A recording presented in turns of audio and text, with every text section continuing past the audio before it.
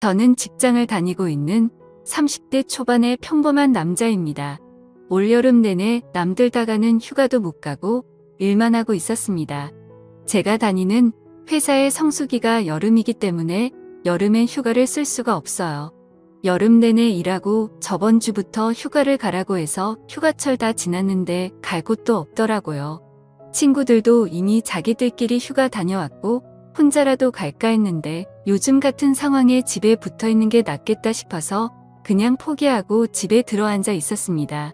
휴가는 받았는데 만날 여자친구도 없고 제 친구들은 다들 일하는 날이라 출근해서 일하고 있으니까 저는 할 일도 없고 만날 사람도 없어서 집에서 뒹굴거리다가 그냥 배달음식 시켜 먹고 혼자 술이나 마시면서 지내고 있었죠. 그날도 늦게까지 술 마시면서 TV 보고 영화나 보면서 있다가 잠이 들었습니다.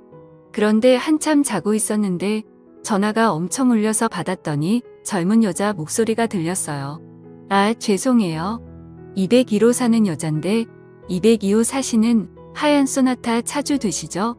라고 묻더라고요. 그때 시간을 보니 새벽 4시였습니다. 무슨 일이냐고 물으니 주차장에서 후진하다가 조금 긁었는데 내려와서 한번 보라고 하더라고요. 영화 보면서 맥주를 하도 마셔서 솔직히 귀찮기도 하고 내려가기도 싫더라고요. 그 여자의 말에 따르면 그렇게 티도 많이 안 나고 살짝 긁었다고 하길래 그냥 내가 내일 아침에 일어나서 확인하고 문제 있으면 전화 주기로 하고 다시 잠들었어요. 별일 아닐 거란 생각에 그대로 자다가 천천히 10시쯤 늦게 일어나서 주차장으로 걸어 내려왔습니다. 그런데 내려와서 제 차를 살펴보고는 깜짝 놀라서 기절하는 줄 알았습니다. 살짝 긁히는 개뿔 제 차 뒷범퍼를 완전 아작을 내놨더라고요. 그냥 칠만 조금 까졌으려나 생각하고 있었는데 이건 완전 범퍼 교체를 해야 할 수준이었어요. 아직 할부도 엄청 많이 남았는데 진짜 피가 거꾸로 솟고 열이 확 받더라고요. 아까 201호라고 했던 말이 생각나서 다시 2층으로 올라가 201호 문을 엄청 두드렸습니다. 뭐하는 여자인지 전화를 아무리 해도 받지도 않아서 어쩔 수 없이 문자를 남겼어요. 202호 사는 사람인데 차 확인했으니 연락해 달라고요. 성질은 뻗치는데 속도 쓰리고 배는 고파서 일단 해장도 할 겸 나가서 밥을 먹고 들어왔습니다. 밥 다 먹고 집으로 들어오고 있는데도 연락이 오지 않더라고요. 평소 옆집 여자를 오며 가면 몇 번 봤기 때문에 얼굴도 알고 있고 제 핸드폰에 기록도 남아있기 때문에 나중에 발뺌은 못할 거라 생각하고 그냥 집에 가서 TV 보며 기다렸어요. 어차피 그 상황에서 제가 할 수 있는 일이 딱히 없더라고요. 상식이 있는 사람이라면 금방 연락 오겠지 하고 핸드폰만 바라보고 있었는데 아무리 기다려도 밤늦도록 전화가 오질 않았어요. 온갖 욕이란 욕은 다 하다가 시간이 너무 늦어서 잠들어 버렸습니다. 그리고 또다시 새벽에 제 핸드폰에 전화가 울리더라고요. 시계를 보니 이번에는 새벽 3시였습니다. 전화를 받아보니 사고를 낸 옆집 여자였어요. 지금 집 앞에서 기다리고 있으니 나와 보라고 하길래 옷만 대충 걸치고 뛰어나갔습니다. 옆집 여자는 얼굴이 빨개져서 자기가 잘못한 건 알고 있는지 얌전히 손 모으고 서 있었어요. 그녀에게 아작나버린 제 차 뒷범퍼를 보여주면서 이게 뭐냐고 난리를 피웠어요. 아니, 이게 그냥 살짝 박은 겁니까? 완전 다 박살이 났잖아요. 제가 말하면서 점점 더 화가 나는 스타일이라 막 따지다 보니까 언성이 점점 높아졌습니다.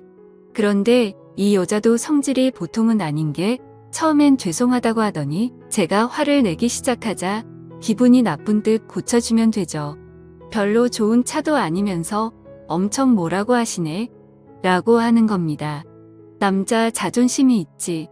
저를 욕하는 건 참아도 제 차에 대해서 욕하는 건 못 참지 않습니까? 그 말에 저도 꼭지가 돌아서 서로 고함치듯 소리를 지르고 싸웠어요. 그 새벽 시간에 두 남녀가 동네 떠나갈 듯 소리를 지르고 싸웠더니 불 끄고 자고 있던 이웃 주민들이 불을 켜고 창문을 열고 조용히 좀 하라고 하더라고요. 저는 상당히 흥분한 상태라서 신경 끄고 잠들라고 소리를 질렀는데 옆집 여자가 먼저 이성을 찾고는 일단 집으로 들어가서 이야기하자고 저를 끌고 빌라 입구로 들어갔습니다. 저는 집으로 들여보내기도 싫고 아직 화가 안 풀려서 씩씩대고 있었는데 그녀가 일단 그럼 자기 집에 가서 이야기 좀 하자면서 현관문 열고 저를 끌고 들어갔어요. 저를 끌고 들어간 그녀는 진정하고 천천히 이야기하자면서 어디 좀 앉으라고 하는데 집안 꼬라지가 정말 말이 아니었습니다. 바닥에는 술병이 굴러다니고 과자 봉지에 배달 음식 먹은 것도 제대로 버리지도 않고 그대로 바닥에 나뒹굴고 있더라고요. 살면서 그런 집은 처음 봤습니다. 좀 어디에 앉으라고 하는데 어디에 앉아야 할지 모를 정도의 상황이었어요. 저는 평소에 결벽증까진 아니지만 집 청소 자주 하고 정리정돈 해둬야 마음이 편하거든요. 군대 다녀온 남자들이라면 무슨 말인지 공감하실 겁니다. 그런 와중에 이 여자가 음료수라도 먹으라면서 냉장고에서 주스를 하나 꺼내주는데 얼핏 들여다본 냉장고 상태를 보니까 먹고 싶은 생각이 싹 사라졌어요. 일단 옆에다 던져두고 그녀와 수리비에 대한 이야기를 했는데 본인 사정이 있으니 조금만 받으라고 하는 겁니다. 이 동네 바에서 일을 하고 있는데 차 수리비를 배상해주고 싶지만 지금 당장 돈은 없고 다음 달 월급이 들어오면 갚겠다고 하더라고요. 자기가 올해 차 사고를 너무 많이 내서 보험 처리하기 힘들다면서 다음 달에 현금으로 배상해주겠다며 사정사정을 했어요. 진짜 집안 꼬라지를 보고 그녀의 모습을 보니 답이 안 나오는 상황이었어요. 바에서 일한다고 하는 그녀는 얼굴은 그래도 봐줄만 했습니다.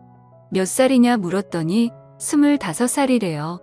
시간도 많이 늦었고 이미 잠은 다 달아나 버려서 그녀와 이런저런 이야기를 하고 있다 보니까 조금씩 편해지고 제 화도 다 풀려버렸어요. 대체 집은 왜 이렇게 더럽게 해놓고 사느냐고 제가 물었더니 자기가 치울 시간이 없다고 웃으면서 농담으로 저보고 좀 치워달래요.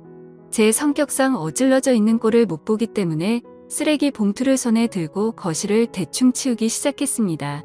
쓰레기를 주워 담기 시작했더니 그녀도 민망했던지 옆에서 같이 청소를 했어요.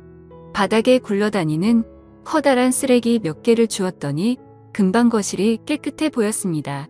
그녀도 깨끗해진 집에 만족하면서 고생했다 하고는 냉장고에서 맥주를 하나 꺼내 주더라고요. 집에 물은 없고 맥주밖에 없다면서 부끄럽다는 듯이 웃는데 제가 미쳤지 그 모습이 귀엽게 보였습니다.